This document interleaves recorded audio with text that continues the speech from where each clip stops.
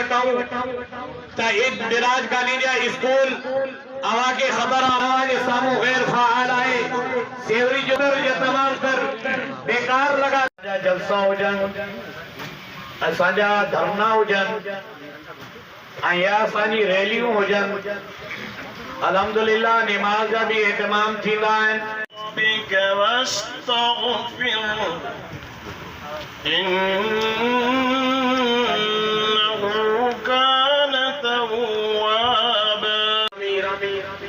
अवा की खबर आहे तो 14 नवंबर ते ज़मीनी इलेक्शन थियण वने पई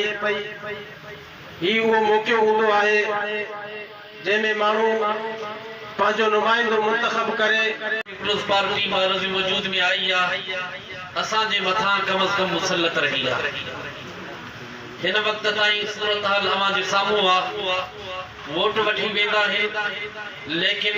वठी वणन का बाद में वरी कदे भी सार न लंदा है जरे इलेक्शन जो मौके हूंदो आ त ज़ाहिर थींदा है इलेक्शन जो मौके गुजरी वेंदो आ त हर शय विसारे वी रहंदा है शहरदारी या एहतराम जो रिश्तो हुआ लेकिन फी नफसी हकीकत है हितां जी बजट सखर जी बजट काॾे थी वञे कॉलोनी में ज़मीनी इलेक्शन थी रही है अगो भी इलेक्शन ॾिठियूं हूंदियूं वाजिबुल एहतराम अजीज हम मिशन हम सफ़र दोस्तों और साथियों, ज़्यादा कोई लंबी चौड़ी तकरीर करना मकसूद नहीं है। सिर्फ एक बात आप हजरात की खिदमत में ॿुधो ॾाढो दुख बि थिए पियो ऐं अफ़सोस जी ॻाल्हि इहा आहे त वाकई असां हमेशह ज़ुल्म थियो आहे। तव्हां ॾिठो त उन्हनि जा कुता बि हथ में असांजा बच्चा गर्मियुनि में रुलनि पिया। अफ़सोस सां चए थो आयल पिया सभु पियानि पिया उहो हणण लाइ तयारु न आहिनि। असां वञी करे हिकिड़े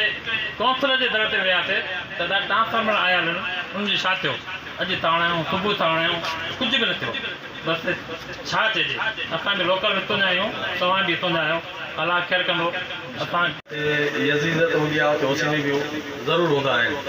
उहे इन ई शक्ल में हूंदा आहिनि जेका हर मैदान ते बीठा हूंदा आहिनि। बिल्कुल बागी थी चुका हूँ कसमा खुदा जो मां क्लियर तो चवा लके को मां डुजा वारो आ डुजा तो आ मां चवा तो ही जमात वाला असाजा मोहसिन वडान जे करे हूँ चेयरमैन आए तो वाइस चेयरमैन जो अब्दुल मालिक हकदार आ इन सा कुमारो साजो गड हुजे खबर पए तो ही पैसा किने विया छो था खाई ही ताजा याद रखी सजो ये बंगला ये जायू ये क्वार्टर जगह ता वठो था असा गरीबन जा हक खादा तो घणाई कोई कम न छो मेहरबानी करे माता सभी के जवान कसम कुरान दे तो वोट जो है किताब जो आ